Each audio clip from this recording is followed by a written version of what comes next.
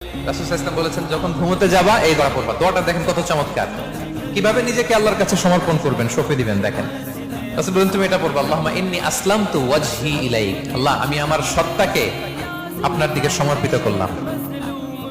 ওয়া ফাওয়াদতু আমরি ইলাইক। আল্লাহ, আমি আমার সব কাজকে আপনার কাছে সুপর্দ করলাম। ওয়া আলজাতু যাহরি ইলাইক। আল্লাহ, আমার পিঠকে আমি আপনার কাছে আশ্রয় রাখলাম। সুবহানাল্লাহ পড়বেন না? আমরা যখন ঘুমাই আমাদের পিঠটা বিছানার মধ্যে লাগাই না? আল্লাহ, আমার সত্তাকে আপনার কাছে আমি সমর্পিত করলাম। আল্লাহ, আমার সব কাজকে আপনার কাছে আমি সঁপে দিলাম।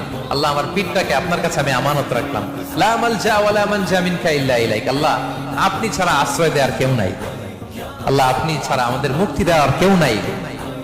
আল্লাহ, আপনি যে রাসূল পাঠিয়েছেন সে রাসূলের প্রতি আমি ঈমান আনলাম। আল্লাহ, যে কিতাব আপনি আসমান থেকে পাঠিয়েছেন ওই কিতাবের উপর আমি ঈমান আনলাম। সুবহানাল্লাহ পড়েন। বিষ্ণু সাল্লাল্লাহু আলাইহি ওয়াসাল্লাম বলেন, যখন কেউ এই দোয়াটা পড়বে